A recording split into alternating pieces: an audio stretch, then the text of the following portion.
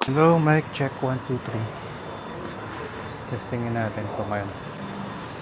Anyway, good morning. First na vlog ko to.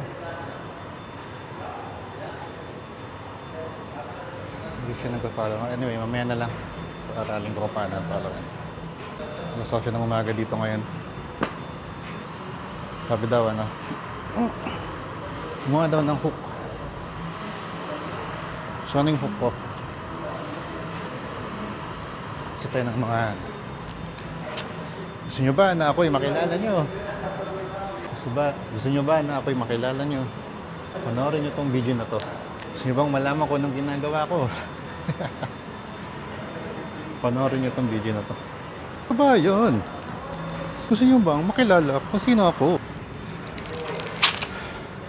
Ako po si Ryan de Guzman. Isa po akong entrepreneur dito sa Dubai. New entrepreneur. Try ako magsimula ng sarili kong business. Ako po ay OFW. 16 years ako nagtrabaho sa abroad. And ngayon, na-try ko mag-business. Marami akong failure na nangyari sa akin. Marami na akong failure sa buhay ko. Madami akong sinubukan na investment na naloko ako. May investment naman ako na nalugi. Ang dami kong business na sinubukan na nagtiwala lang ako. Pero yung hindi ko in-involve masyado sa sarili ko sa business, walang nangyari. Anyway, sa ibang story yun. Ngayon, gusto ko lang pakilala sarili ko, background ng buhay ko, sa ako ano yung mga pwede nyo matutunan sa akin. Pangarap ko talaga na pag tumanda na ako, pag nag-retire na ako, 60 years old, retire na, pero gusto ko magturo. Yun talaga yung dream ko. Yun yung una kong dream. So, siyempre, nag-evolve naman siya. Dream ko ngayon, tayo ng business. Which is maganda dahil marami akong tututunan, marami akong nakikilala. And itong journey ko, samahan niyo ako. Dati kasi puro capital lang, bigay lang ng pera, pero hindi ako involved sa business mismo. So, walang nangyayari.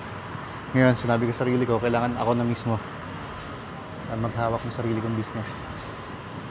Luckily, meron akong support group na nakita dito sa Pilipinas, sa Dubai, na tumulong sa akin kung paano mag-set up ng business.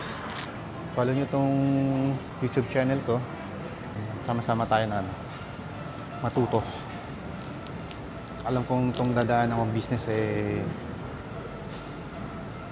marami pang pagdadaanan na failure.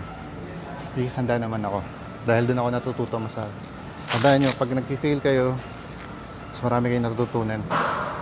Pag may nakita kayong failure sa sarili nyo, aralin nyo mabuti kung bakit kayo nag-fail.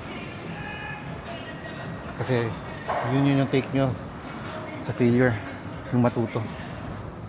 Success, yan yung certain amount ng failure na nalaman mo na kung yung mga dapat gawin.